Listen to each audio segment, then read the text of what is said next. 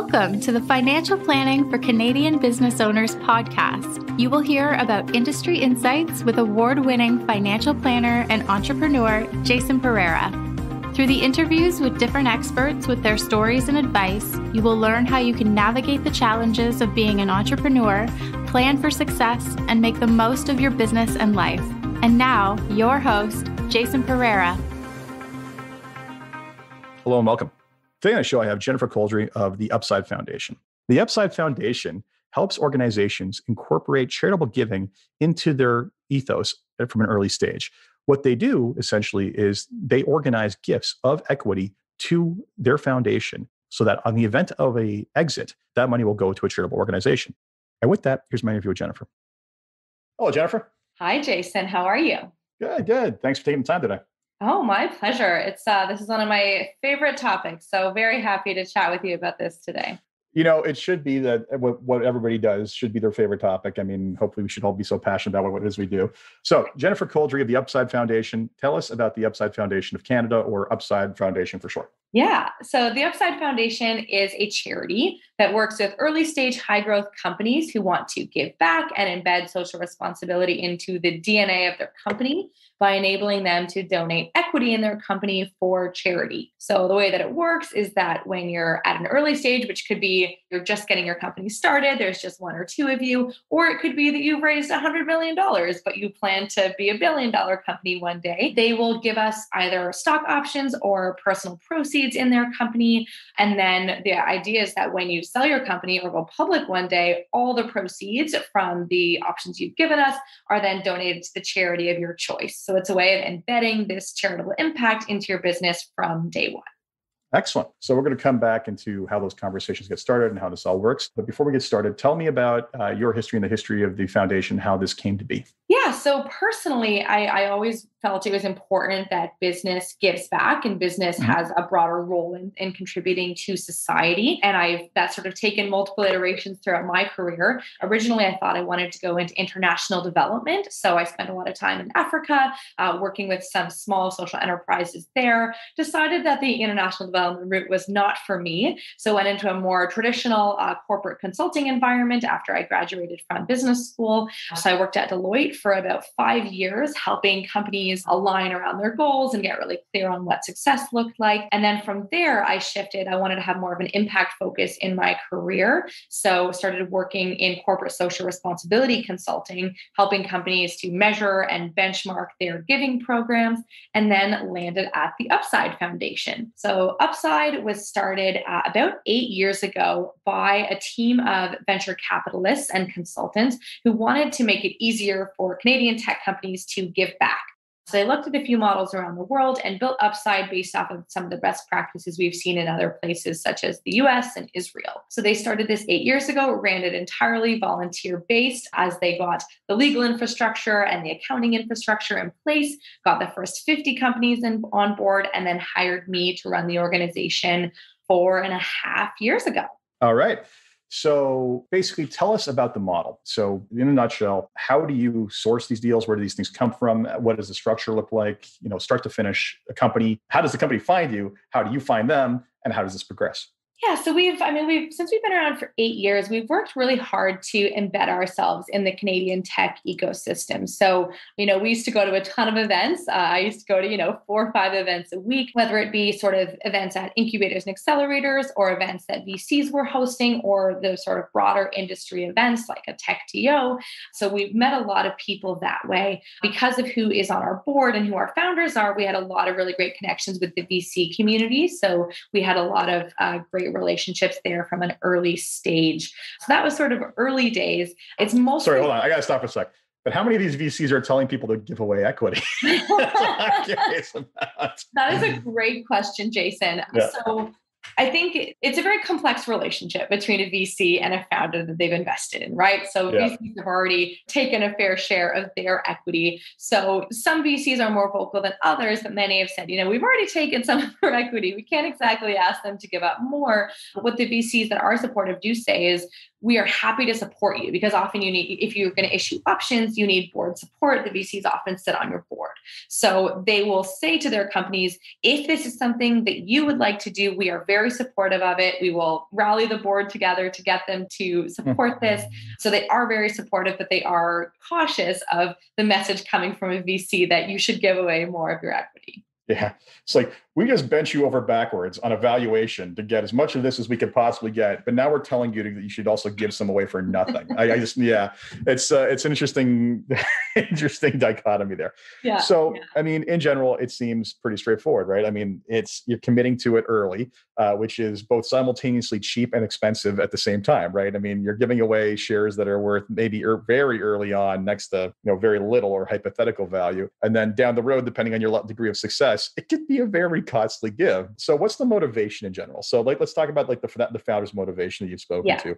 Why is it they're interested? So, I mean, if you look at human beings generally, most people want to make an impact in the world. They want to do something good. They want to feel like they spent their time on earth doing something that helped others and that moved the world forward in some way. Mm-hmm. So we already see a lot of founders, especially today, wanting to have an impact with their company. And there's a lot of ways that companies can have an impact through their customers and the work they do with them, through their employees and the way they treat them, through other sort of charitable giving, community-focused initiatives. But one of the ways that's very common is charitable giving through philanthropy. And so usually when you see a company going through a process like this and a founder walking away from this with a vast amount of wealth, usually you'll see them wanting to engage in philanthropy regardless, right? Like if you end up making millions or billions of dollars, you're likely going to end up doing something philanthropic with that anyways. So what our model is doing is saying, if you're already planning to do that, why not, instead of waiting until the day you have that wealth,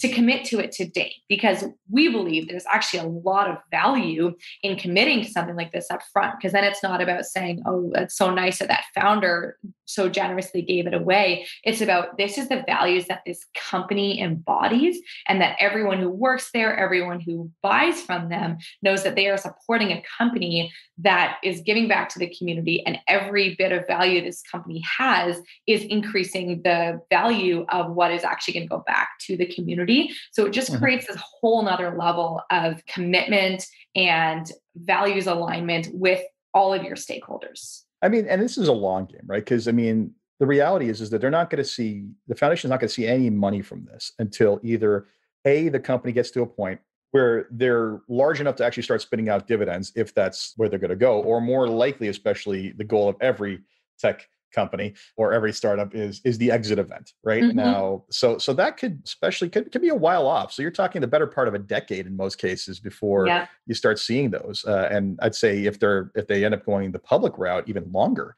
in most cases. Yeah. So, I mean, we're typically banking on sort of 5 to 10 years for those that do see a liquidity event. We know that, many will not unfortunately get there, but it is definitely a long-term game. We have seen 7 companies so far have an exit event, and we've raised $1.3 million for charity so far. So we're starting to see those, and I will call them liquidity events versus exits, because we like to say IPO or acquisition, but usually it's some very bizarre, convoluted format in between those.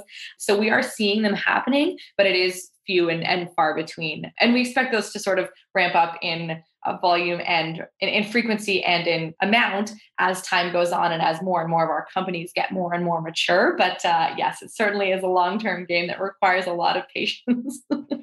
Excellent. Yeah, no doubt. So what's a typical deal look like? How much would you say that they're generally giving to the foundation?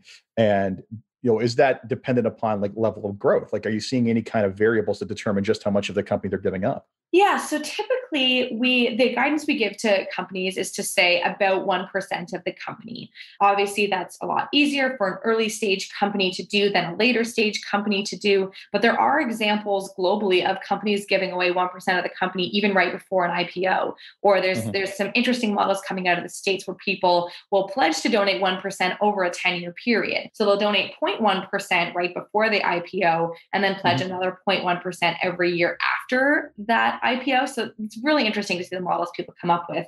But part of the reason we have the flexibility to give through stock options or to give through personal proceeds is just to make that decision really easy for people. So we've seen people give stock options when they are just starting out and there's two people at the company. We've seen people give stock options when they've raised $100 million already. So it's very doable, especially for companies that have an employee stock option plan in place. They already have this structure. They've already gotten approval for it. They simply need to convert the definition of an eligible participant to include a charity in addition to, employees, advisors, the typical folks you'd see. We also have the option to do personal proceeds. So for those folks that say, one founder's on board, the other is not, or, half our board is supportive, the other half is not, then personal proceeds is super simple. It basically just says, I, Jason, will give away 1%, 5%, whatever it is of whatever I walk away from this company with. So you need no one else's permission. It doesn't go on your cap table. Some people really like it being on the cap table because it means no one else can touch it. Some people would rather keep it personal.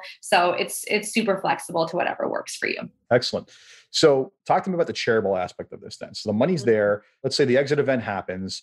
Where is this being directed? Like, how much determination do they have over what charities benefit? So we really wanted to ensure that this was able to be embedded in either your personal interests or your company values. So it is up to the company which charity they want to support. Other models we've seen globally, they have a dedicated portfolio of charities to choose from. We've opted to make it really open for anyone to choose the cause they care about. So we'll see some people walking in already having a very strong connection to a charity, often with, either someone who's helped them in their career. So an incubator or accelerator that is a charity, or maybe a health-related charity that is dealing with something that someone in their family or their close friend group has dealt with. So we often see that. Other people, so Sensible is one of my favorite examples. When they originally pledged, they didn't have a charity in mind. And then as they grew their company, they launched a robust corporate social responsibility program focused on mental health. And as part of that, they allocated their upside to CAMH. So upside was like components of that, but they also had volunteer opportunities and employee development opportunities related to mental health. So a full sort of CSR program with their upside allocated to a specific charity there that the employees were rallying around. So you can choose any cause you want. We even see some people setting up their own foundations after this. And I know I've had multiple people reach out saying, we're in the process of setting up our own foundation for after this. And that is fully eligible. As long as it's a registered charity, you can set up your upside through us and then have 100% of those proceeds go to the charity that you've started after you have your liquidity event. Interesting. So, and a lot of inherent flexibility as to when it goes, where it goes. I mean, the triggering event is the big issue, right? Like that's where the money flows in, at which point there's got to be a decision around there, right? So tell me, so that brings up the next question is this a one-time endowment? Like the triggering event happens, the money comes in. Is this a one-time endowment to those charities, or is there some sort of like fund that's being managed on an ongoing basis? So at this point, typically it's, the money comes in and within a few months, it has all been deployed. So it's either going to, as I said, someone's foundation that they've set up or to specific charities. And sometimes people will split between multiple charities. So it's typically going out right away. Should we get to a point where, we're having $10 million a year coming in donations, then it might make sense for us to manage those funds and deploy them on an ongoing basis. But at this point, it's typically all the money flows out to the charities as quickly as possible. It's really interesting from a philanthropy perspective. There's a great debate about whether it's better to set up an endowment that lasts for a long time or whether it's better to get the money out quickly. And there's valid arguments on both sides. I think especially in today's environment during COVID, when many people in the world are struggling more than they've ever struggled before, there's a valid argument to be made to deploying capital as quickly as possible to try to set people up for success better, rather than saying, I'll give you a little bit over the next 30 years. Let's just really make an impact today, hoping that lets people build a better future over the next. I mean, I can see that, but I also think that there's also sometimes it's just it's clouding it, right? So for example, there are a number of charities that have sizable endowments already, right? So if you cut that one check, it's just going in their pile to be paid out over 10 years, right? So I think it just comes down to not just only personal preference, but who is it you want to support? And is that something that could change over time, right? Like we've had donor advised fund companies on before. And it's like, if your priorities change over time or the charity changes its mission over time, because that happens, right? Absolutely. And and you want to, or the charity gets involved in some ridiculous scandal and you're like, well, that's where my money's been going. Having the ability to course correct is a valuable luxury that I think that is afforded through having these endowments pay out small amounts over large amounts. So I guess it just depends on, it really is such a personal preference as to who it is you want to support, why you want to support them, and what the money's going towards. And I think there's no wrong answer. Absolutely. And I think donor advised funds are similar to the sort of foundations we were talking about earlier. And that's definitely a great vehicle, as you said, for flexing and letting, as the world evolves and as you evolve, being able to change where your funds are going. I think it's really interesting to observe how people think about charities and which charities are worth supporting. So, the classic metric that people use to talk about a charity's effectiveness is percentage of dollars that goes to administration, which is actually often not a relevant metric, right? It's a real red herring that is really misunderstood. I'll let you go into it. I can go on my rant after. You may have seen the same TED Talk that I've seen from Dan Paletta. He wrote a book called Uncharitable. He has an amazing TED Talk that talks about how broken of a metric that is. So his example was he was running an organization that was doing a bike-a-thon type thing, and they would raise, say, $100 million a year for charity, but they would spend $50 million on this, and they just got slaughtered in the press. 50% to administration. This is crazy. So they took all that away. But then, of course, the event lost its ability to advertise. It lost its ability to effectively engage participants. So then the next year, they raised $4 million, but 90% of the money went to the cause. And you're like, so what's better? Cost.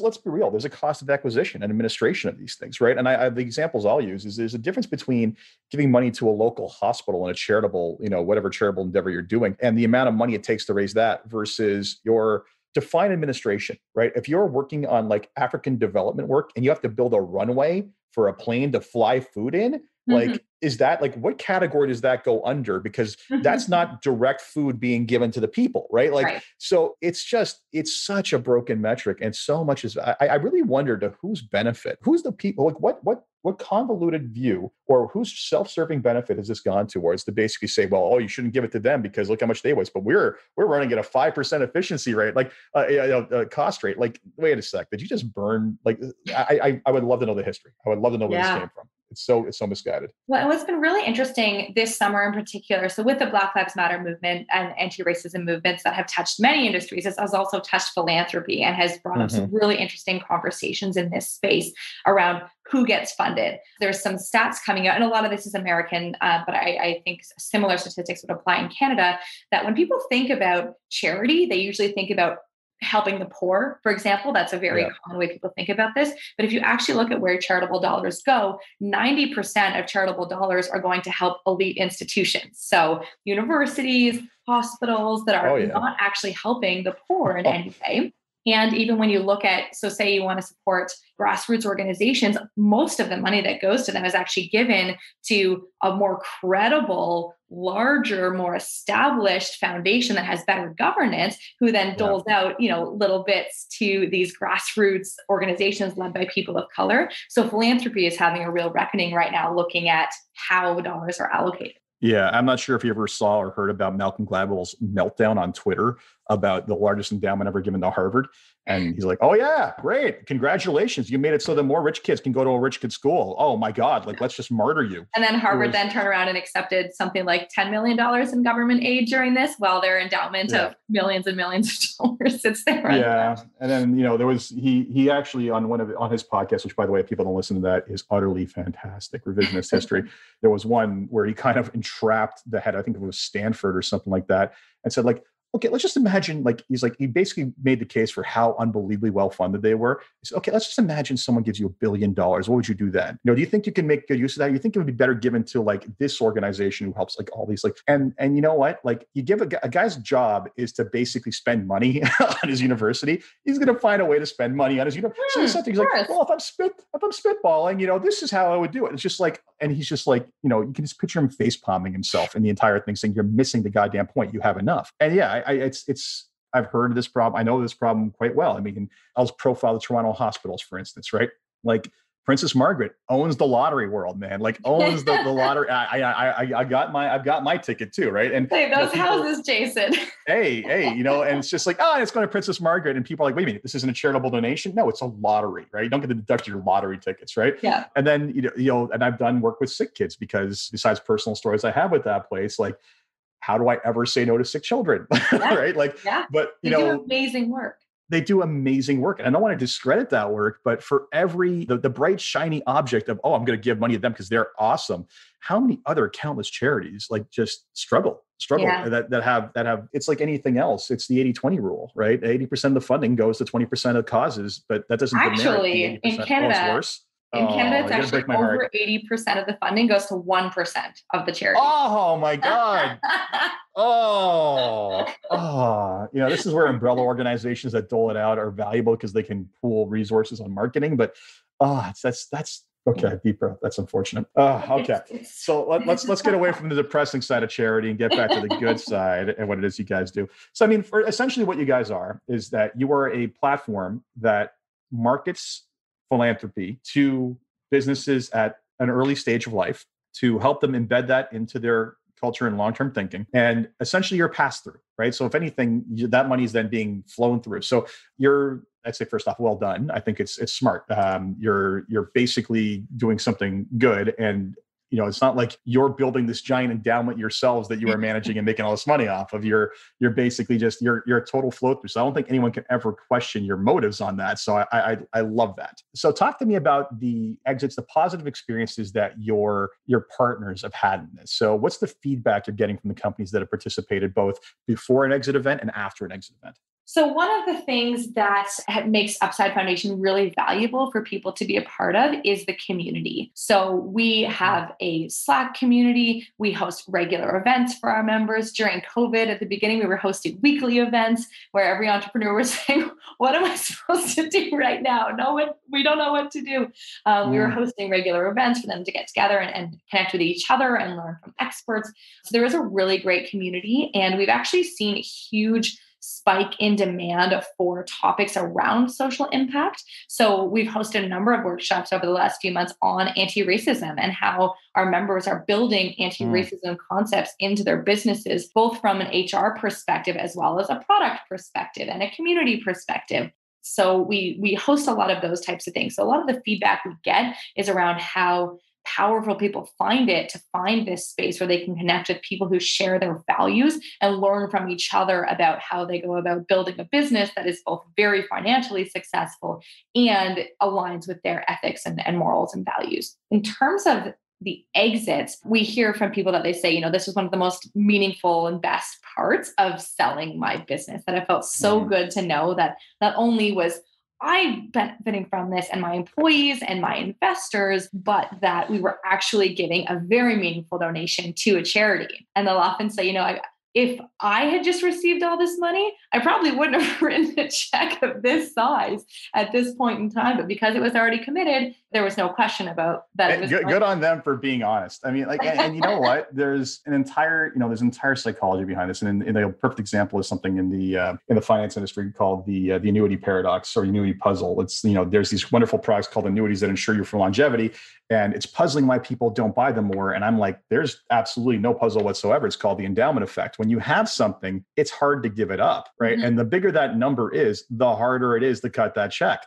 So the fact that you're forcing the fact that they're opting to cut a check when that number is super small and then relatively gets super large in comparison, I'm sure many of them have probably said, that's a lot of money I gave up, but I gave it up a long time ago. So what are you gonna do about it? Like, there's no going back. Well, I mean, part of it is that you get taxed on your capital gains, whereas when we hold the asset, then we're not taxed because we're a charity. So 100% of the proceeds go directly to charity. There's no tax cut out of that. So then that begs an interesting question. How many donations do you get of shares in kind right before the exit? Oh, Jason, this is a tough question because sometimes people will offer to give us shares far in advance. It makes things more complicated for us in terms of a CRA perspective, not to get into boring details, but as a charity, you have an obligation to disperse 3.5% of your assets every year. If we're holding, millions and millions of dollars of assets that we hope will continue or will be worth more than they currently are. It sets us up to have to distribute funds that we don't actually have liquid today. So most of the time we're getting stock options. If it's closer to a liquidity event, it's easier. But I mean, we've seen many times in the world that just it's not over till it's over. Yeah, no kidding. No kidding. There's been more than one or two IPOs pulled back from the last minute this year. And I'm not even talking about the disaster that was WeWork and the joke that was. Which the book is coming out soon. Oh, I've already heard the podcast. Have you heard We Crashed? That was fantastic. And I haven't seen that one. Yeah, that's a good one. It's from Wondery. The new book is called $1 Billion Loser. I have my own working theories on why that got as ridiculous as it did, and we can talk about that offline. But so I feel like we can have a whole conversation about that. Well, it's one of those ones that I feel like that one was, I was watching a train wreck in real time before it got to IPO. I'm like, every time a funding round happened, I'm like, this is going to end so poorly. And sure enough, anyway. So that's a side note. So yeah, we mentioned a couple other interesting podcasts. So overall, great work. I mean, bottom line is you guys are helping a lot of people in the charities, in the charitable space, and we're people who need that charitable support by partnering with people who are high growth, that basically, a lot of these people get into a lot of entrepreneurs, especially in the space, are very purpose driven, and helping tap into that at an early stage. Like I said, well done. So before we wrap up, there's 3 questions I ask everybody that basically gets you kind of thinking and end on a positive note, other than the WeWork scandal. So the first one is, if you had one wish for something you could change in your company or in the industry as a whole, what would it be? So last year at Elevate, I saw Yancey Strickler, who was the CEO of Kickstarter, speak. And I recently read his book called This Could Be Our Future.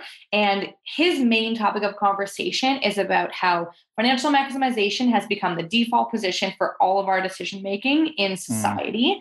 And it basically talks about this fact that we've completely over-vectored many things in our government, in our personal lives, in how we run businesses, to focus more on financial value than on the other aspects of value, such as health, such as wellness, such as creating strong livelihoods for people. And I really think that if we're able to include those things in the calculation alongside financial value, we can build an economic system where we're not inherently creating the inequality that we've seen, especially exacerbated over COVID times. So that is the big change that I would like to see in individual companies, in the industry, and in the world as a whole. I had this conversation on countless occasions of the fact that, like, all these quote unquote externalities none of fit in a 2x2 matrix, so therefore economics doesn't play well with them. But overall, economists have come around and have been coming around for a long time, saying no, these things actually matter. We just, how do you model for pollution in a 2x2 matrix, right? And I always say I don't care if you win the Nobel Prize, I still refer to him as a crackpot, the Friedman doctrine. I'm sorry. Yes, thank you. You're raging over that. I'm like, the entire thing where the only responsibility is to basically profit within the rules. Assuming, first off, you assume the rules are actually sufficient enough to protect against that, and also you can't be haven't been dismantled in a very systematic way by corporate lobbies over the last 40 years. To support the profit matrix in the first place, the profit incentive in the first place. But also, it's like my simple response has always been, really? Did you poll all the shareholders? Did you like survey the shareholders as to say, we could make 1% less if, by the way, we stop dumping stuff in this lake? Did you ask them that? And if so, like, because the last I saw, it's an agency issue, right? You are acting on behalf of shareholders. Shareholders, to assume that the only reason we care about something, the only thing we care about is profit, is wrong. Like, don't get me wrong. I'm sure there are many people who do, but that's not my world. That's not me. It's not every client I speak to. Anyway, moving forward. So yes, I would, if I can comment on a few more things here. So first of all, like there are models for these things, right? If you look at insurance companies definitely value climate change. So like there are well, that's fair enough. Who, from a financial perspective, value these externalities. So that definitely exists. And second of all, I think if you're interested in this topic, you would love Yancey's book, because he does a fascinating job of walking through from the date 1972 when Milton Friedman published his, I think, one of the most damaging philosophies that has ever been published in the world, to today, and how that was slowly indoctrinated through the business schools, through Oh, we'll come back to that. And I'll get into Ayn Rand and Greenspan later. But yeah, no, I mean, what a big surprise. You tell people to be selfish and a bunch of selfish people are going to act selfishly. Let's move forward. So second point, what has been the biggest challenge getting the organization to where it is today? Oh, I think so. I mean, one of the ones that we're looking at right now, which I think reflects a big question we've been debating over the last few years, is what is the core brand promise that underpins the Upside Foundation? So is it that we make it easy to give back? That's obviously what we do. Or is it that we have a community of values-aligned founders and giving back through us is just the price of entry to that community? Or is it that we help you feel really good about the type of business you're building? And each of those, should we pursue them solely, would have very different implications for the type of activities we do and the way we engage with our members. So I think that's one of the core questions that we're asking is, what do we want the core value we provide to be to our members? Well, I would also say you don't have to overly focus on just one. So there's a list. Okay. I mean, when you have 2 employees, sometimes you have to focus a little bit more. Yeah, but they're just bullets on a website, right? Anyway, let's move on. So last question for you is, what excites you the most about what it is you're working on and gets you out of bed every morning to keep on fighting the good fight? And I think in your case, it's probably very easy. I mean, I think it's really about, I'll go back to COVID again. We've never seen so much inequality in the world. They talk about like the billions of dollars in wealth transfer that's happened over the last few months from the poor to the wealthy based on the structures we have. And so to me, the Upside Foundation is one of the ways that we help ensure that those who win through the current economic system are able to share those gains with a broader subset of the population. So many of our members are passionate about equaling the playing field and making sure that everybody has their basic needs taken care of so that they all have the opportunity to rise. And that is what excites me about this, is the opportunity to share those gains in a way that actually uplifts the whole country along with us.